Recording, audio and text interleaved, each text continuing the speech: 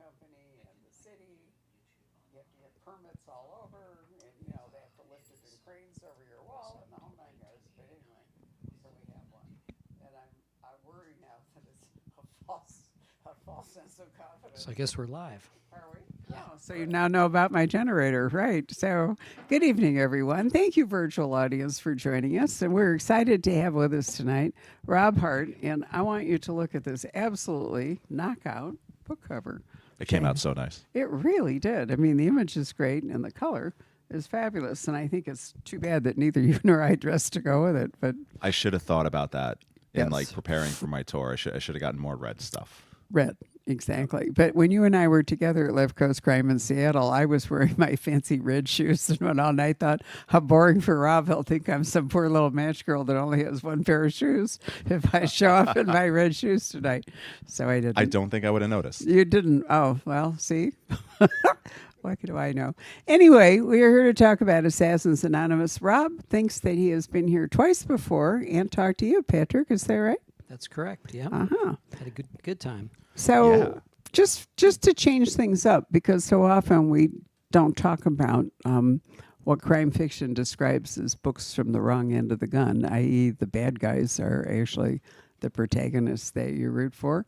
I thought we might go back and try to remember some of the really great assassins and otherwise hitmen books that we have loved. So I was bringing up, Patrick, you'll do better at this than I. You remember Greg Rucka and his wonderful books? I don't remember what they were called, and honestly, I can't remember. The PK is a big fan. The Atticus Yes, Kodiak. the Atticus Kodiak books. Weren't they wonderful? I never read Greg Rucka. Oh, you didn't? No. So Oh, I shouldn't be up here. no, you should. Well, I can say that I thought the Atticus Kodiak books were wonderful. And what's the TV series with the French black actor? I'll think of his name in a minute, but he's another basically hitman or crook that you're rooting. Yeah, I know what you're talking about. I can't think of it It'll though. come to me. He's an art thief, and starts out when he's robbing the Louvre and other stuff. Yeah. Anyway, so there have been in the past many series that have centered around guys that are thieves, guys that are hitmen, whatever, and they manage to bring you along. Your sympathy, you're rooting for them. So Lawrence Block, that Keller. the Keller series, and Yeah, then sure. and Donald Westlake writing as Richard Stark. Right, absolutely. Yeah. Those Yeah. Barker God, the books. Stark books are amazing. I think Absolutely. I've read most of them. He was a bank robber, wasn't he? He was sort of like just a general, I think, criminal because they robbed banks. But I remember there was one where they like basically robbed an entire town, like they stole an entire town. I think that was like the third or the fourth book in the series. And then we were talking about this before. Chris Holmes' books, The Killing Kind and Red Right Hand, which they were about an assassin who would take out the assassin who was trying to kill you if you paid him like 10 times what the price was. I loved those books. I would say actually there's a lot of that DNA in this book. It was like reading those that I was like, oh, I kind of want to do this. And I want to find kind of like a fun spin on the genre like Chris did. Tom Perry's written at least a couple, hasn't he, Patrick? Where because he writes all kinds of different books. My favorite ever one was the one he wrote in a small town where there was some kind of insurance scam. And then Don Winslow, he's California Fire and Life and The Death and Life of Bobby Z were certainly books like that. So, do any of you have books like that you particularly like? No, you're all looking at me like I never read one of those. It is interesting, though, when you read, because I've been doing this hard-boiled discussion group here for like 20 years now, and kind of going sequentially through the crime novel, and things start to change when you get to the 60s, right? All of a sudden, the cops aren't the good guys anymore. Things have flipped, and you get all these kind of characters who are from the other side, and that's interesting to read about. It really is. Arsène Lupin is the name There we of go. the French That's it. guy. And if you watched it, I'm trying to remember if it was on PBS or Netflix or something, but you can watch it, and there are at least 2 or 3 seasons. But they were fairly old. I think they were written long time back. Yeah, that's going back a while. Yep. But anyway, he's a thief. So I'm trying to remember who It's else. kind of a gentleman burglar. Yeah, right? And kind of exactly. Which takes us, as you point out, back to Larry Block and Bernie Yeah. Rodenbar, whose problem was that he was always in the process of committing a crime, mostly a burglary, when he would stumble across a dead body. And then his problem was, how is he going to alert the cops and how is he going to do any kind of detecting when he was, in fact, already at the scene committing a crime, right? I mean, were any of the Matthew Scudders like that, which he also wrote? Matthew Scudder, I don't recall, was all good. He was. I mean, he. Rob, do you remember those books? I mean, they're wonderful series. Kind of vaguely, yeah. I mean, he was definitely a flawed kind of. He really was. Yeah. I mean, alcoholic and, but he wasn't. He didn't have one foot in the dark side. I think they were violent, but. You know, he was a PI, kind of classic. Yeah, but there were some. He structured one on a tontine, which, if you're not familiar with them, it was this weird kind of insurance thing where a group of people would get together and put up money, and then the last person standing, let's say there were 12 people, the last person standing would get the entire thing. So Right, it was a long line of dead men. That was a really good book. It really was. Larry, was I think it was actually like an 18th century French. Yeah, and so someone's bumping off the guys that are in Yep. the line. It's a great idea. It's It also was a a very great good idea. Simpsons episode. Yeah. Exactly. Anyway, there is a long history for books like Assassins Anonymous, and I think it's fun the way Dan he's taken AA meetings to a whole different direction than you might expect. So did you do that in part so that you could use the AA in order to structure it as though it were kind of an interesting version of Alcoholics Anonymous? Well, I've been wanting to write an assassin novel for the longest time because I really like that character archetype because it kind of fits in with like the gunslinger and the samurai and the private eye, like someone who is kind of driven by a moral code and does bad things, but for the correct reason. And the assassin is kind of on the far end of that because they're killing people, but it still, I think, fits. And I wanted to do it in a group therapy type session because I thought it would be interesting to take a bunch of assassins from different areas of the world or different walks of life and stick them in a room together. And then when it clicked that recovery programs would be a great way to frame this, because the thing about recovery is that the 8th and the 9th step are making a list of all the people that you've harmed. The 9th step is making amends to them.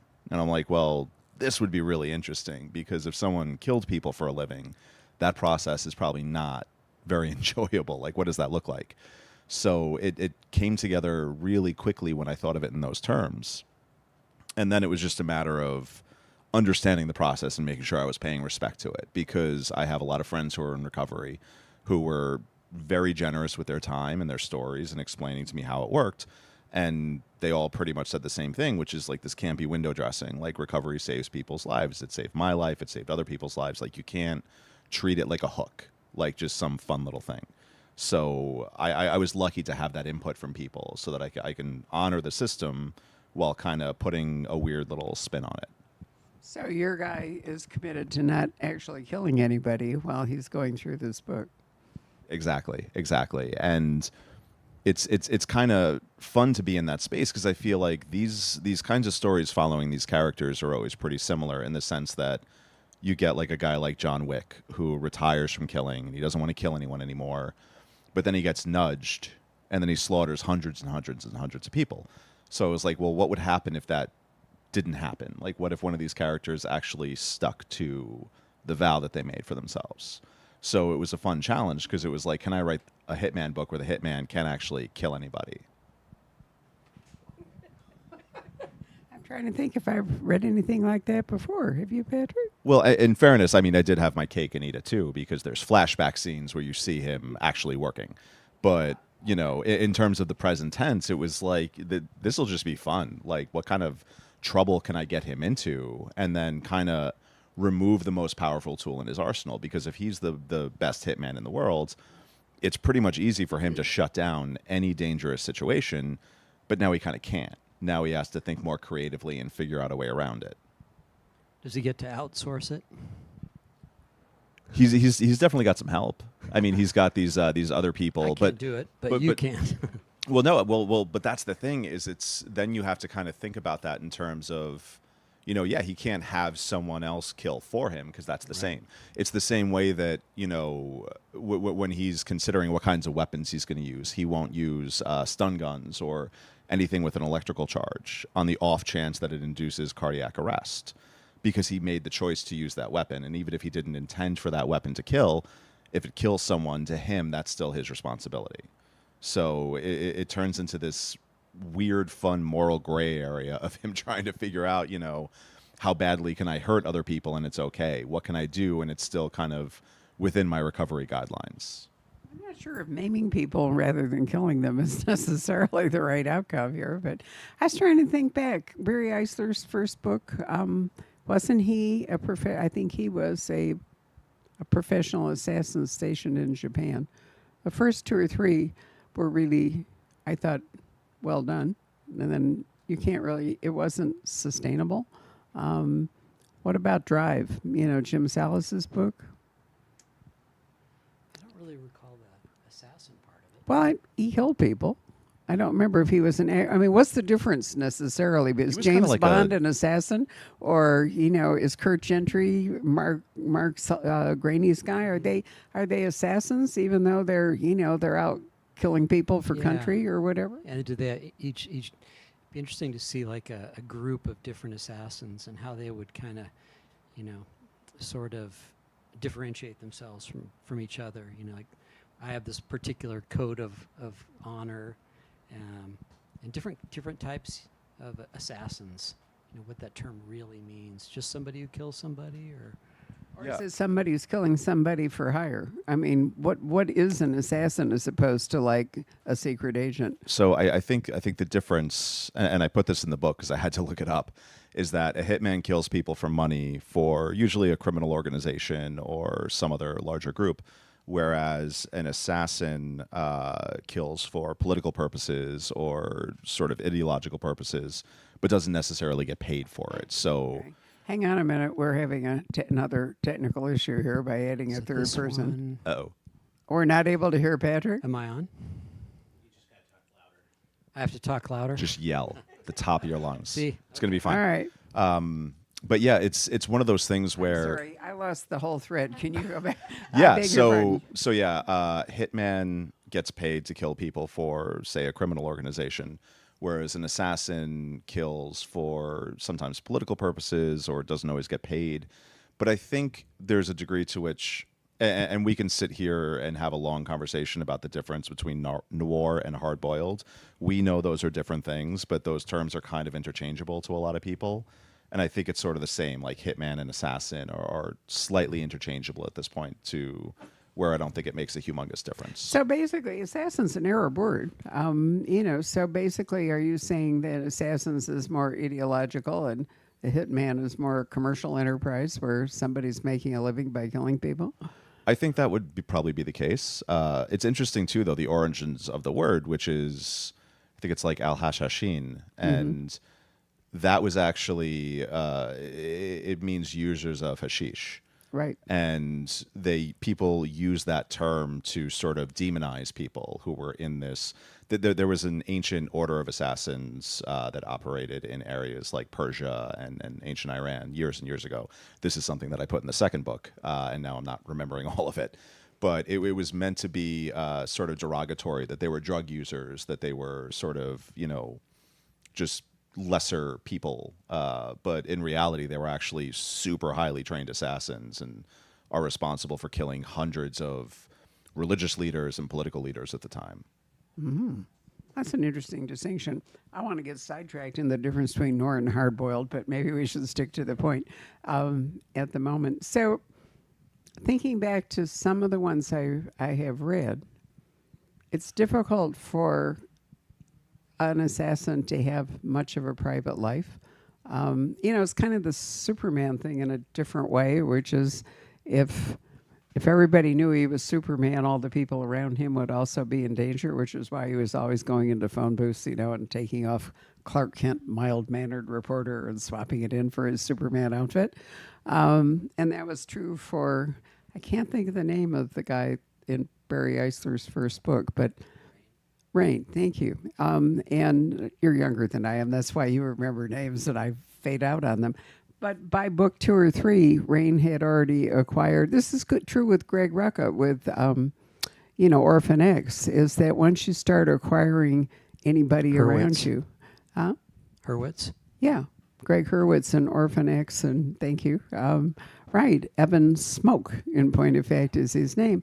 Then you start putting people around you in jeopardy. And so is that something else you have to think about? Whether your guy can actually have like a family or professional acquaintances or whatever? Oh, absolutely. And you're right. It's sort of the Superman problem. It's like the Yeah. more people you bring into your life, the more people you can put in danger. And I think these are generally lonely characters because they are making that decision to not put people in danger. Right. And usually you see is when they decide to bring people into their lives, that's when things start to go wrong. Mm-hmm. It goes wrong here, it goes wrong in a lot of these stories. And it's it's why the character in this book is kind of like a movie buff. Like he's constantly talking about all these different movies because I figured this is a guy who probably doesn't do anything other than work and sit around by himself. So either kills people or goes to the double feature? Pretty much. Well, Well, but it was also interesting kind of it was a lifestyle. little bit of a nod to The Professional, which is like my favorite hitman movie of all time. And there's this really, really beautiful scene where Jean Reno is just sitting in a theater watching Singing in the Rain. And he has like this sense of like childlike wonder watching this. And then meanwhile is going out and like slaughtering rooms full of people. Okay. So how is it different, if you're like a professional thief? If you're not, I'm not sure that they don't encounter some of the same problems, even if they're not killing people. You do suffer from, trying to keep your identity or have a secret life. Or it's been interesting to read about some of the serial killers that have been caught, where they seem to have like some of them. The guy in Kansas, if I remember right, what was it called, BFK? BTK. BTK. Yeah. Apparently had a family, and nobody seemed to notice when he wandered off and killed people. And so, I mean, a serial killer is a different kind of assassin. I mean, I think that is actually kind of a necessary thing for them yeah, because they need that aura of normalcy. So like the that, guy in New Jersey whose name I never did pick up, but they've figured out that he's killed various people up and down the Jersey Shore. yeah, because it's very easy to look at the loner or the person who's sort of like on the fringes Right. of society. It's harder to look at someone who is like a family man and active in the community and be like, oh, he's also like tying up and murdering people in his basement. That is, I think, to a degree, the shield that they have to create for Right. themselves. And what's always extraordinary is that somehow their family never seems to notice. Or if they do, they willfully blind themselves. I mean, I know there have been discussions about wives of guys like that, who deliberately blind themselves to it. I know we're wandering off into a different area, but I still think if you're writing about people on the wrong side of the gun, they have a different set of problems than if they're cops or whatever, where there's a community of support for them. Yeah, absolutely. And I just think it's an interesting place to write from because, I think it doesn't matter where you are on the political spectrum. I think we all understand there's a difference between law and justice.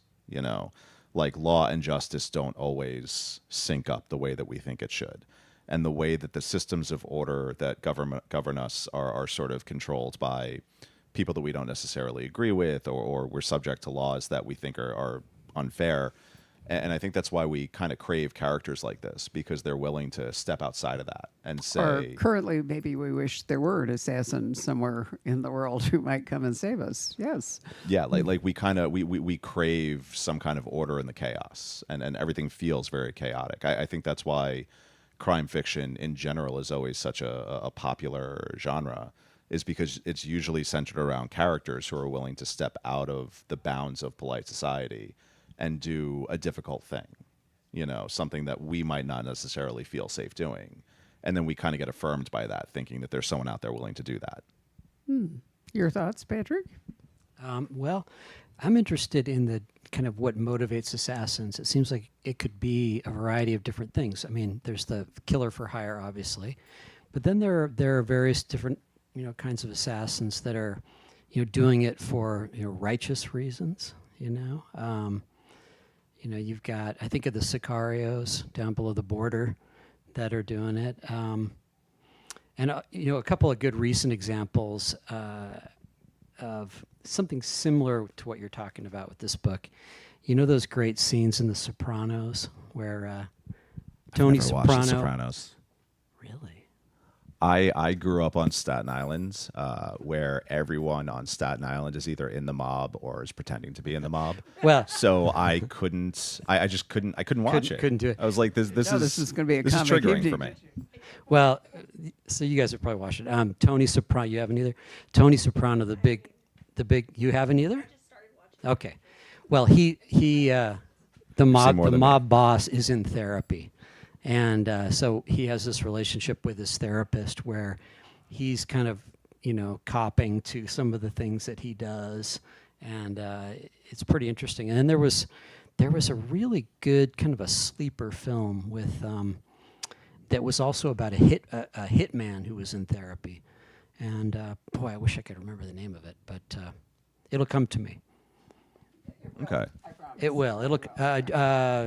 John Ritter was in it, obviously before he died, but not too long before he died. It was one of his final movies, and I cannot remember it, but it was really good. There was a good little movie called Interview with a Hitman that came out maybe a couple of years ago, and it wasn't that, but it was sort of similar, where it was a documentary filmmaker who was interviewing a guy who worked as a hitman who kind of grew up in Eastern Europe, and just really, really, really good little movie. Yeah, some of these guys are terrifying. Oh yeah. I mean, it's a special kind of person who can do that. I mean, we might get angry at someone, but we're not going to kill them. And to be able to do that is, the thing that I was trying to get into with this character is he's driven. I think he truly is driven by addiction.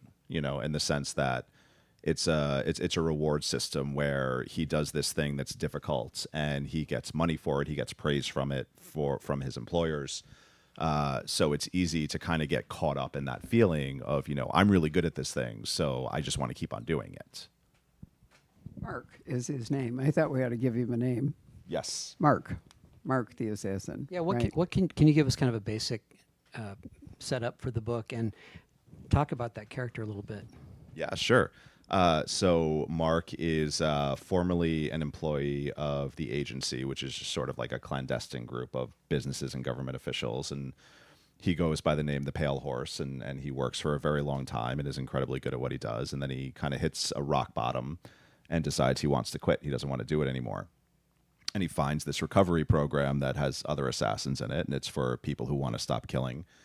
And after one of the weekly meetings, someone attacks him and stabs him and takes his notebook that's full of all the people that he has to make amends to, and kind of. How does he find the meeting? I'm interested in that. Well, if I tell you how how Mark finds the meeting. That's actually, it's one of my favorite scenes in the book. It's is not where like the Maricopa County assassins intergroup kind of. yeah, a I mean, thing. I don't want to give it away, but there is a point where he's on a job and randomly runs into a different assassin who's on the job for the same reason.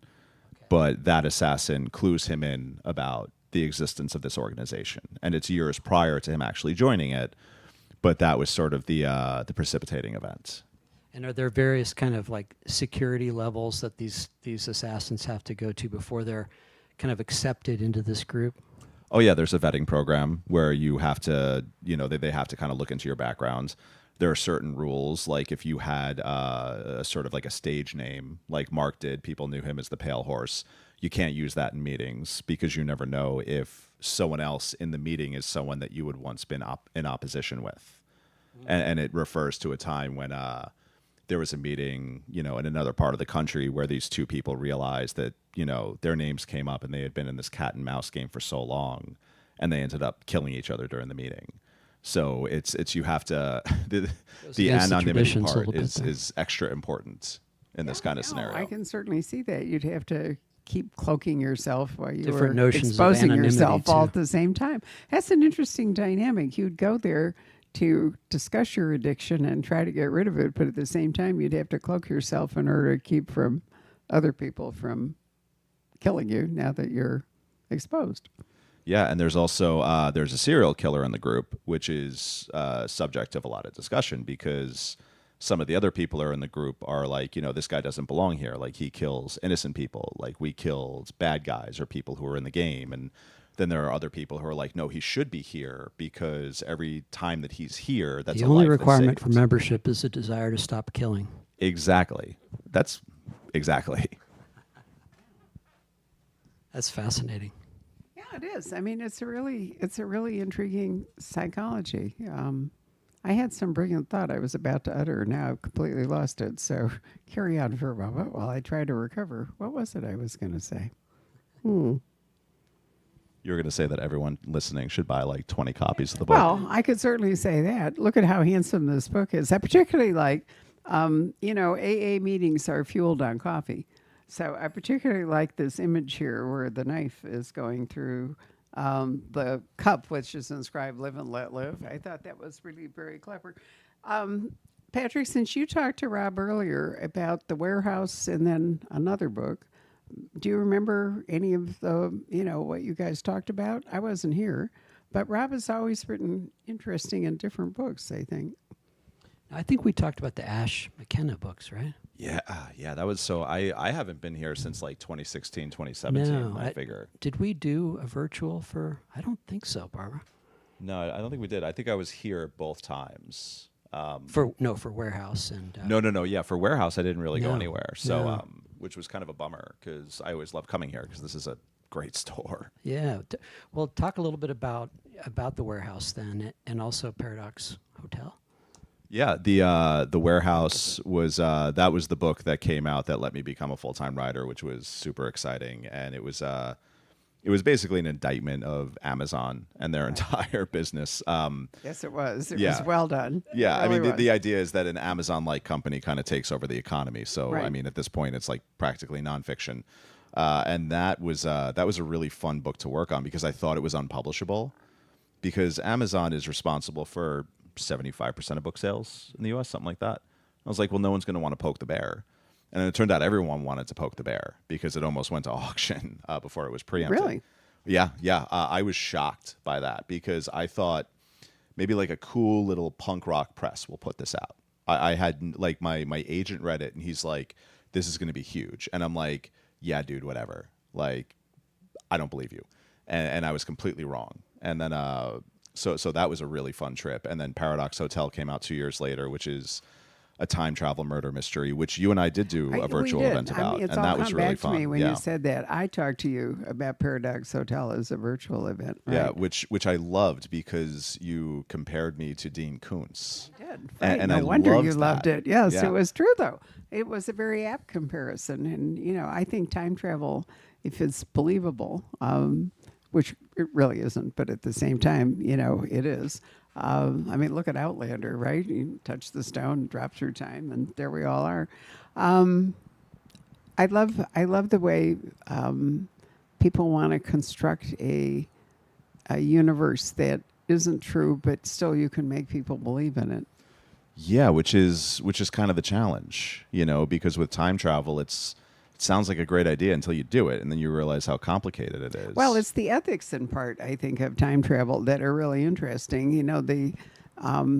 It's that sort of butterfly wing thing. But, if you go back in time and you do one little thing to alter whatever might really have happened, then the consequences will be horrendous for the time you're in or for the future. And so there's some real interesting, I think, ethical questions that come up often in time travel about not altering the future. Yeah. Or sometimes the whole message is to alter the future, So it just depends on what the overall construct of the book is. And it's really taking off. If any of you read Romantasy, I mean, time travel is becoming huge. And I think part of that, dystopian fiction was so big for a while, and it's so depressing. And, in the world we're currently living in, it's already depressing and dystopian. And so I think time travel is appealing in the sense that, instead of making it bleak and horrible, you can do other stuff with it. Do any of you read time travel? Romantasy, right? And now the packaging, if you've looked at it, I'm telling you now, I was going to write this up on Tuesday. The packaging for Romantasy is so beautiful that I think the idea in part is to make people want to buy the books just because they're so gorgeous. They have sprayed edges, they have gilded covers, they have gorgeous end papers, they have, all this other stuff. So it's not only a fantasy, but the whole package is beautiful and kind of transports you to something. Right. Have you looked at any of them, Patrick? Oh, yeah. They're behind us, I think. There's some right there. The problem is they're going to saturate the market. Well, they are, because I think I ordered like 12 coming up, and but I'm serious. I do think that, and also I think this is a way to bring people back to print books.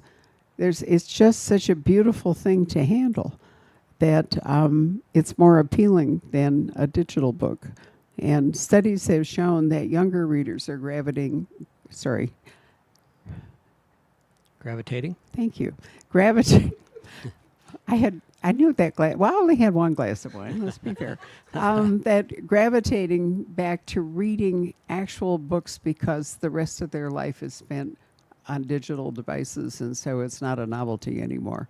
And a book is actually more of a novelty. Plus, there are all kinds of studies that show that reading books makes you smarter and you retain more than if you're reading digital stuff. I think that part of this packaging is to encourage people to want to actually have that. It certainly works for me. I mean, I took one over to Diana yesterday, and we had a whole discussion about repackaging Outlander to look like that. Spray the edges with a Fraser tartan. I mean, how cool would that be, right? It'll be interesting to see if it kind of translates to other kinds of genres. Well, yes, there's an historical fiction trade paperback coming out in January from a different publisher, and I got a list the other day of, I think, somebody's doing a comic book, and then the hardcover book will be 2 months later, and the hardcover book will be all fancy like that, and it will also come with a pin to match one of the characters. So I think this is always for the publisher, and this has been a big thing in Britain for quite a long time, is that they do these gorgeous books for only independent bookstores. They don't sell them to W.H. Smith and whatever, but they're trying to focus on supporting their independent bookstore community. And in this country, for years, Barnes & Noble, the only people that got any extra stuff. They would get like a chapter from the author or an essay or, something. And these books are specifically limited to independent bookstores. And I think that they picked this up, from the UK. And it's a market development thing in part. But I also think that they sense that readers coming to independent bookstores are more likely to be captured by these books. Yeah, I mean, I think there's something to that. I'll show you one before you leave, because they're behind us here. And you said that younger readers are gravitating toward print books, and I wouldn't call myself younger by any stretch. Well, by my standards, you're a child. I was so irritated when I told him I started the store in 19... What was it? And he was only 6. How irritating is that? Yeah. But you're lucky you didn't get a glass of wine in the face. Wow. I am. This is getting salty. Yeah, no, I think there's something to creating that package that's really interesting.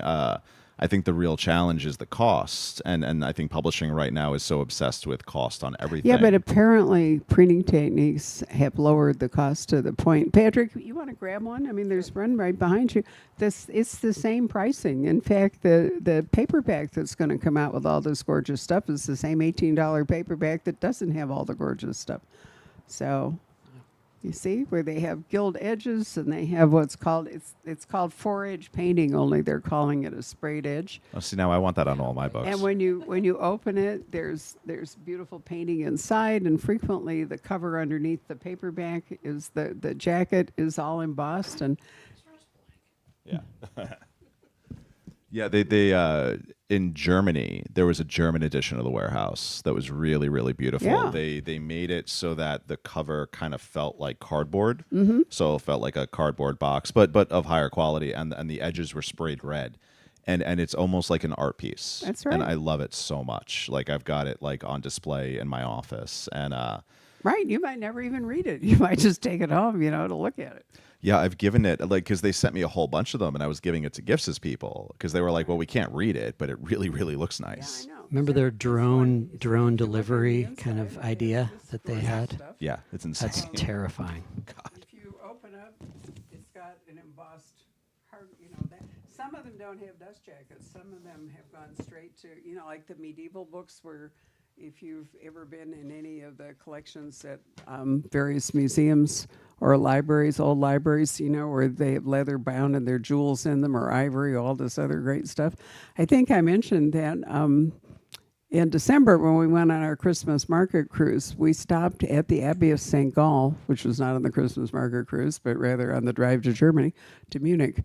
And they were displaying their medieval bound books in a cutout in the wall so that you could see the front of it and the back of it and the spine, because otherwise the books are lying on their back, right? So you can't, but anyway, it's a 3D view of these beautiful books because all of it was a work of art. So, I just love it that we're sort of, this is not like that, but it's nonetheless, and it's the same price.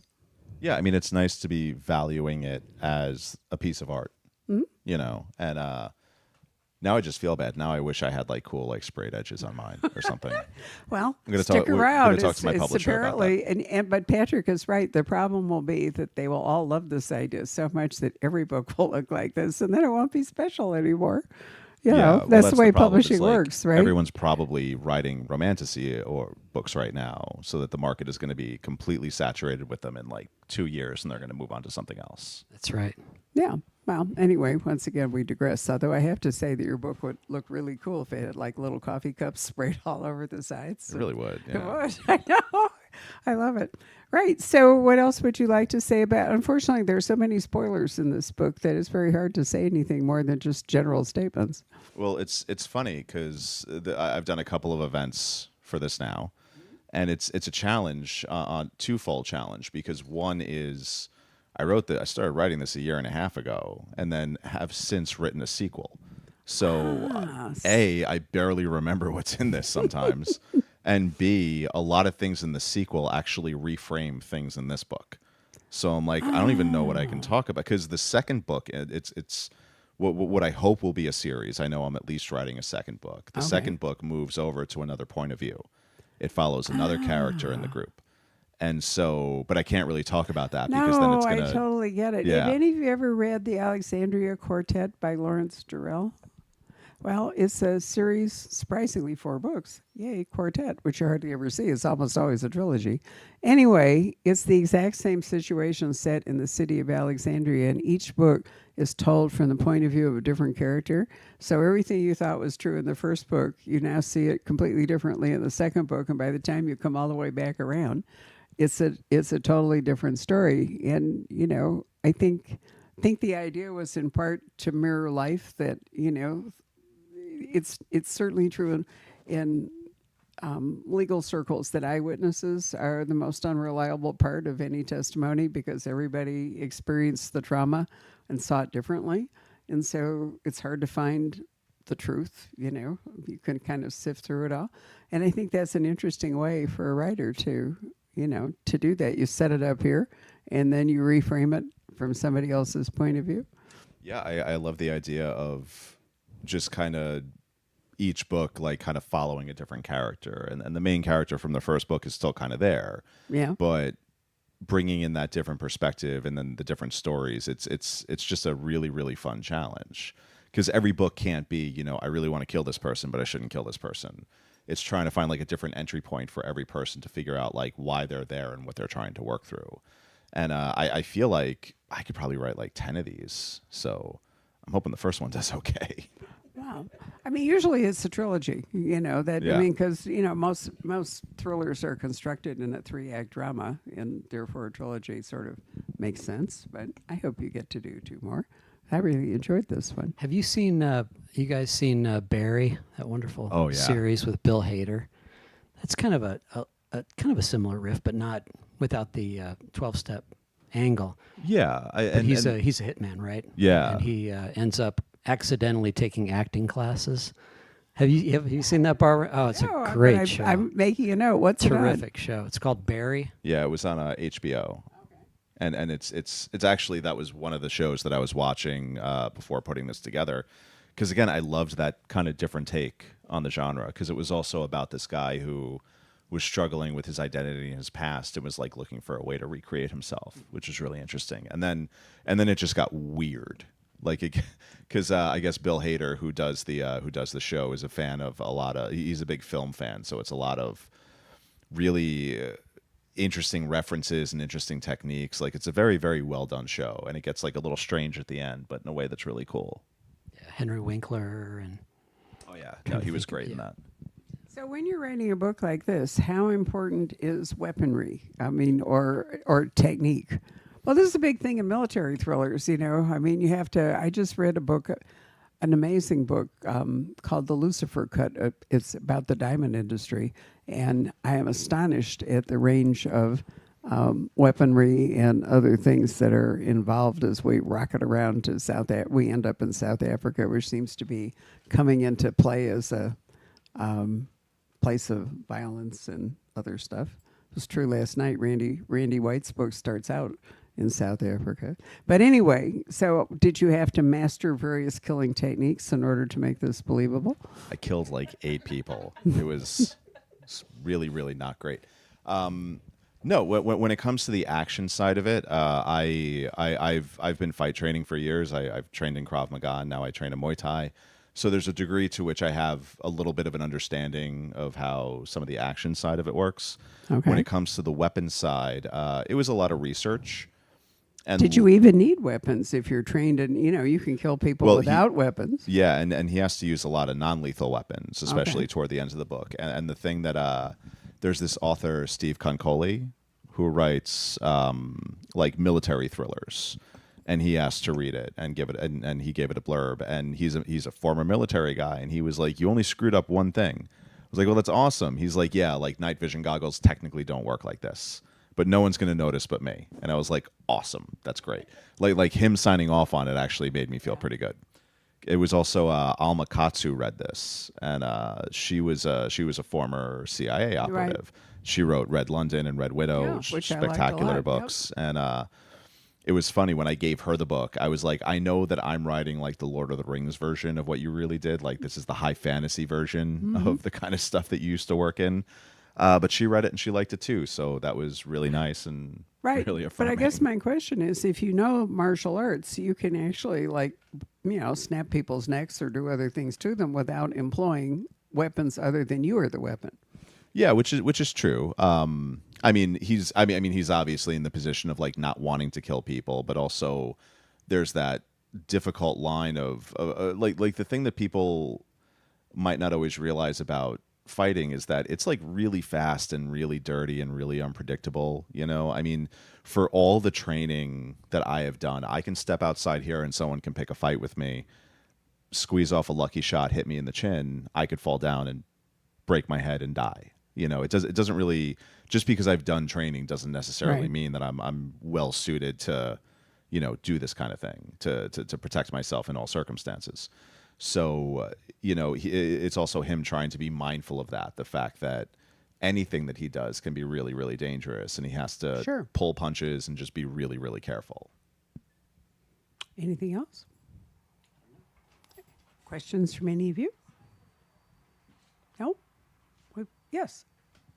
I want to know more about your favorite hitmen and assassins. I want to know what it is that you like so much about Leon the Professional, and what else you watched, read, absorbed as you were pondering your own killer. Repeat the question. Yeah, sure. So, kind of like what other inspirations and resources I went to for this. So I love The Professional because there's sort of like this really deep level of sadness to Jean Reno in that movie that I really love, and the relationship with Natalie Portman is sometimes uncomfortable because she's 13. She's amazing in the movie. And I think that there's something to be said for the way that it was handled, in the way that she was almost like the more mature one out of the two of them. And I think and it's also just a really small movie. It's just Also, Gary Oldman is playing like an all-time villain in that. It's ridiculous. So that was a big influence. The John Wick movies, which I love, like seeing the fourth one was like a religious pilgrimage for me. That's a movie with like 3 all-time action sequences. I actually this book really clicked for me. I was watching a movie called Nobody with Bob Odenkirk, which again, super assassin retires, doesn't want to kill anyone anymore, and then he gets nudged and he goes on a killing spree. And I'm like, I'm tired of seeing this. Like, what if he actually just didn't kill anybody? Did you watch The Old Man? Did you watch the Thomas Perry thing with, I think isn't Gary the old man? Oh, that's I think No, Jeff it's Goldblum. no, Not Jeff it's- Bridges. Yes, there's Jeff Bridges who was, but have the you old seen that? man yeah, but he too was a retired, a spy agent, assassin, whatever it all is, and then somebody comes after him and he has to go back out, and Yeah. I got to check that out because that looked really cool. I also really like Jeff Bridges. And then I reread Day of the Jackal by Frederick Forsyth because that's just a classic. It's just a really good book. Haven't read that in forever. So, but yeah, I've always been a big fan of the Assassin movie in general. So it was trying to sort of like take a lot of those and synthesize them in a way that I thought would be just kind of fun. Do you ever write your book, this book in particular, since we're talking about movies, but your other books as well, do you ever write your book with a potential movie in mind? Like, say this were to get adapted or auction or what's the word? Option. For a film. I know it was an auction. Option for a film one day. Do you ever write with that in mind? Like, okay, what might this look like as a film, and could I adapt it? I don't necessarily think in those terms. Like, I definitely wanted this to kind of have like a blockbustery feel. And it was funny, the optioning process for this, because it got optioned before I even signed the publishing contract. Because it got leaked to Hollywood by some book scouts, and then it went viral. And then when Amblin and Steven Spielberg came in, I was kind of like, yeah, okay, that's the end of that conversation. But yeah, no, it was just, and again, like I don't. When those conversations happen, I'll start thinking like, oh, okay, cool. Like maybe this would be a cool actor who could, play this role. And then I'm always wrong because then they came to me recently and like they're like, hey, this is the actor that we're going after right now, and I'm like, that's not who I would have envisioned, but also he's awesome. I don't care. Do whatever you want. You paid me my money. I'm good.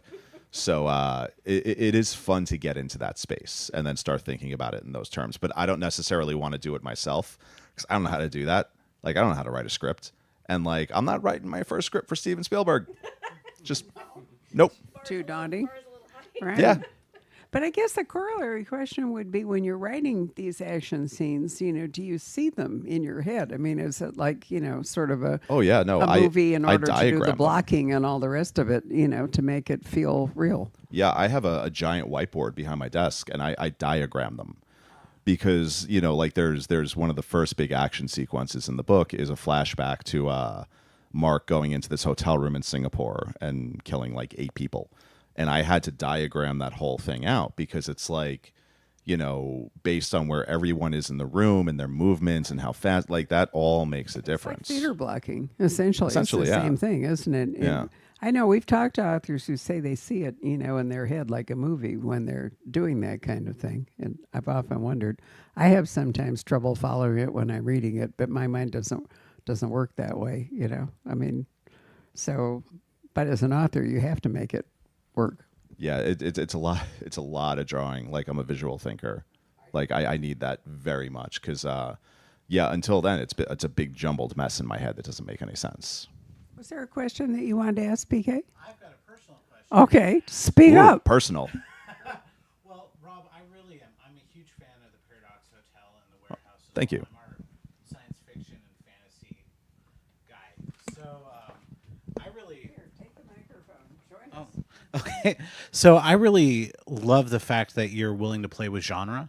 And so I was wondering if it was great to break out from the Ash McKenna books, do a couple books that were sort of outside the mystery thriller genre, and then move into science fiction fantasy, because you really do, or science fiction, you really do both very, very well. And so I was wondering if that was just something for you to kind of refresh yourself, or is this something that you're going to continue doing, is kind of going back and forth between both literary areas? I appreciate all of that. Thank you for the kind words. I wouldn't say that I made just a decision like, oh, I feel like dabbling in sci-fi. It was more like, this is the story that I want to write, and this is what it kind of dictates that I tell it through. In a general sense, whatever story is the one that I'm most interested in telling, like that's where I'm going to go. I will say that it is fun to play in that space, but also can be like kind of frustrating because especially when you're in that sort of cross genre space, you can sometimes find yourself in this weird position of being like not sci-fi enough for the sci-fi crowd, not crime enough for the crime crowd, so it can get kind of weird. But in a general sense, I just want to write weird stuff. That's all I want to do. I want to write weird stuff. Like, I don't care what genre it is. Like, if I had a really good idea for like a romance novel, I'll write a romance novel. I don't care. But it's fairly recently, and a lot of it thanks to Amazon and online book selling, that you have to define genres. It didn't used to matter. Well, no, You I know, mean, what's a Clive Cussler? I mean, look at some of Exactly. Clive's books. How many different genres actually go into them? yeah, you yeah. know. I mean, The Great Gatsby is a crime novel. Exactly. Well, You know. most novels actually have a crime in them. Certainly, most Victorian fiction has. Absolutely. I mean, Oliver Twist is a great crime novel. Crime and Punishment. All. So we've gotten sort of obsessed with labels and all, but I don't actually care when I'm reading a book. I care about the characters. I care about the story. But I don't really care whether it's taking me off into time travel or dirty streets of New York or whatever. Well, I agree with you. But I I know you do. That's why you're here. Yeah. there's readers out there who sort of pigeonhole themselves. But I think we work hard, I think, at trying to broaden that out. I mean, we started as a mystery bookstore when we were really tiny, and there were a lot of them. But I've been trying to unbrand us as a mystery bookstore for over 20 years because we're not really. Look at all the different things we sell. For decades, our lead authors were Clive and Diana Gabaldon. Neither of whom writes crime. What are there? I mean, if you read Diana's books, there's lots of crime in them. There are murders, there's treason. I mean, there's all kinds of terrible things that happen to them. Clive takes, sabotage and, history and romance. And although he's very discreet about it, not a lot of overt sex and a cusser, actually none that I could remember. Adventure, Patrick O'Brien, I mean, name it. It's all there. Yeah. I tend to think that genre labels are just, they're better for like marketing people. They're there to tag, for algorithms is Yeah. primarily what they're for. There's a whole language, you may not know that, called BISAC, and I don't even remember what it stands for. Do you? BISAC? But they're like, it's a whole language developed so that you put tags on books so that the algorithms on Amazon and Barnes and Noble or whatever online platform you've got will tag you for that. That's how Instagram works. If you say you like something. So if you come here, we don't even know how to do that, right? So if you come into the store, we just tell you if we really like the book, and we don't care what genre it is. I hated the BISAC codes so much. 'Cause there were Right. so many times that like when I was working in publishing that I would sit there and look at the codes and I'll be like, I don't know what code matches this book. Because it would just be in this weird kind of liminal space of like, well, it's not really a thriller, but it's not really this, but it's not really, and then you just got to kind of like wing and a prayer it. That's the whole purpose of an independent bookstore, right? Is we don't have to assign codes. Any questions from the audience? No? All right. He's going to go look. Anybody else have a question? No? All right.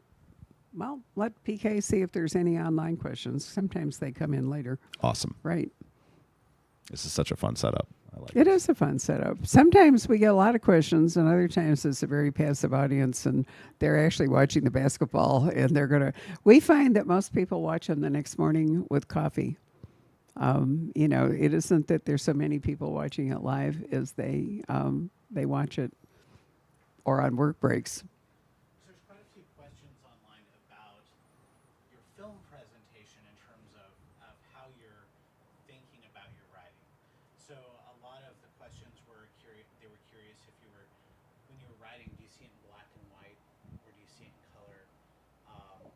you're writing through your books, and then also, they're also asking about movie deals.